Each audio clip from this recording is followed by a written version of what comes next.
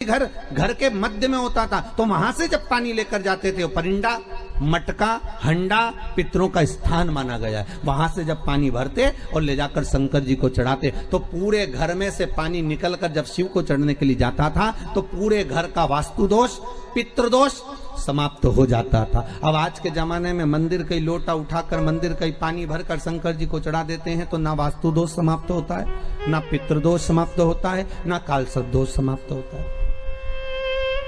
पहले भी कथा में कहा, परसों की कथा में कहा कि लक्ष्मी जी अपने पास का अगर कोई सामग्री शिव जी को चढ़ा देती तो शंकर प्रसन्न हो जाते, पर लक्ष्मी जी ने करा क्या, जल भी लाई तो पार्वती की यहां से लाई।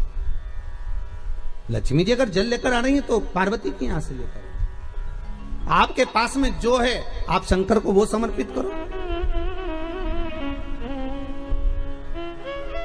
आपके पास में जो हो वो शंकर को दीजिए। और शंकर एक बात और कहते हैं कि मुझे दिखावा कर कर मत दीजिए, जो आपके पास में है, जो अपना है वो दो।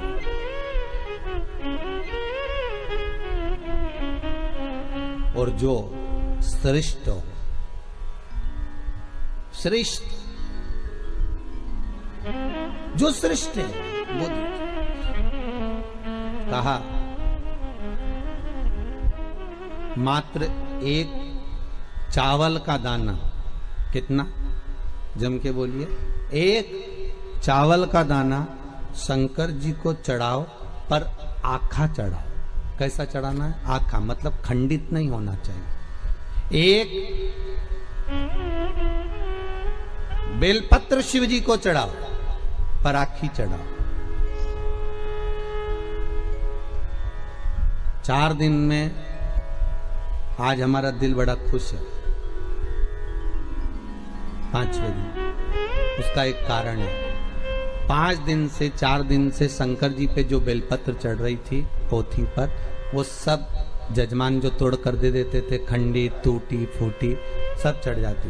पर आज भले छोटी सी बेलपत्र है, पर आज जो चढ़ी है बाबा की कृपा से वो पूर्ण चढ़ी है। तो आज दिल खुश हो गया ये देखकर कि शिव महापुराण पर आज जो बेलपत्र समर्पित करी वो भले कम चढ़े, भले कम चढ़ा, एक चावल का दाना चढ़ा पर आखा चढ़ा।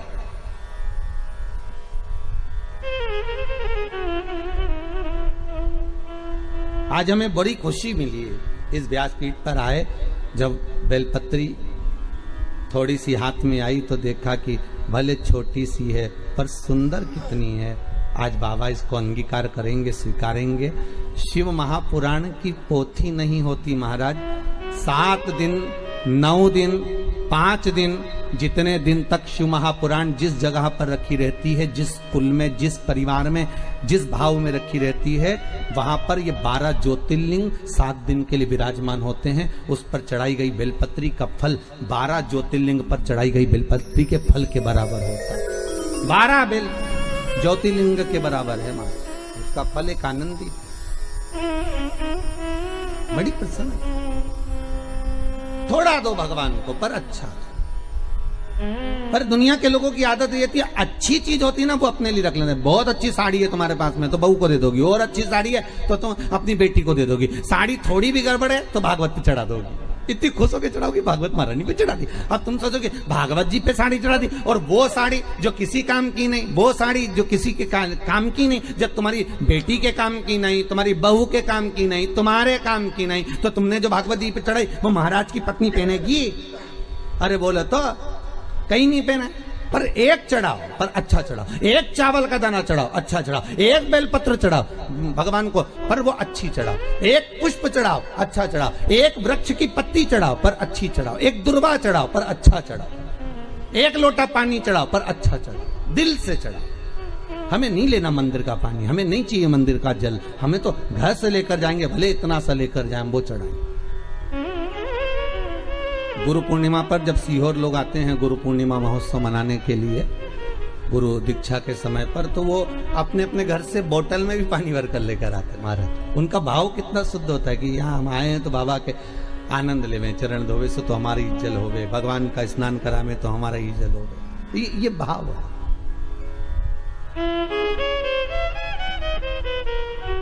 अभी सीहोर में रुद्राक्ष महोत्सव था। आप में से कुछ लोग पहुंचे भी होंगे। कौन कौन पहुंचा था? आप लोग हाथ उठाए। हाँ, पहुंचे भी थे।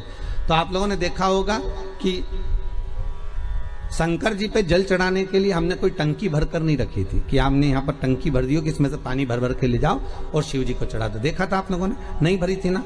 कई लोगों ने कहा महाराज जी इतनी पब्लिक है तो एक टंकी भर दो पानी का और वहां लोटे रख दो, 4-5 कलश रख दो तो लोग शिव जी को चढ़ाते रहेंगे। हमने कहा नहीं, शिव महापुराण का विधान है कलश भी वही लाएं और पानी भी वही लाएं। अब उनकी मर्जी, वो कुएं में से खींच के लाएं, बोर में से निकाल के लाएं, टैंकर से लाएं, जहां से उनकी मर्जी पड़े जल वो लेकर आए और चढ़ाएं। क्यों? क्योंकि इतनी दूर आए हैं तो एक लोटा पानी भी चढ़ाएं तो उनकी कामना पूरी हो, उनकी मनोकामना पूर्ण हो। भरने को तो हम जल भर देंगे, हमको क्या करना। जब कुएं में इतना पानी डल रहा था, लोगों के लिए इतना पानी की व्यवस्था करी गई थी, तो आपके लिए एक टंकी पानी भरने में क्या जाता। पर नहीं, आप स्वतः लेकर आएंगे, आप स्वयं लेकर आएंगे और उस जल को आप स्वयं समर्पित करेंगे तो उसका आनंद ही दूसरा हो,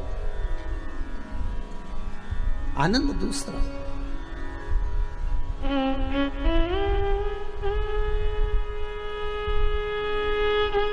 गंगा जली खोली है कभी किसी ने? किसी के यहां गंगा जली खुली है? अरे बोलो तो सही। शादी में, ब्याह में या कोई गंगा जी भर के लेकर आते हैं और फिर गंगा जली खोलते हैं, पंडित जी पूजन कराते हैं। खोली है सब लोगों ने? तो गंगा जली खोलते हैं तो उस गंगा जली के खोलते समय गंगा जी का सुहाग चढ़ाते हैं। बोलो चढ़ाते कि नहीं चढ़ाते? साड़ी चढ़ाएंगे, बिछुड़ी चढ़ाएंगे, चूड़ी चढ़ाएंगे, सब चढ़ाएंगे, फिर लोटा भी भरेंगे, फिर कलश पूजन भी होगी, फिर गंगा जी को लेके भी आएंगे, फिर मैया आती भी है, शरीरों में लोग हिलते भी हैं, सब कुछ होता है। फिर वहां पर गंगा जी की अगर वस्त्र चढ़ाया, गंगा जी का सुहाग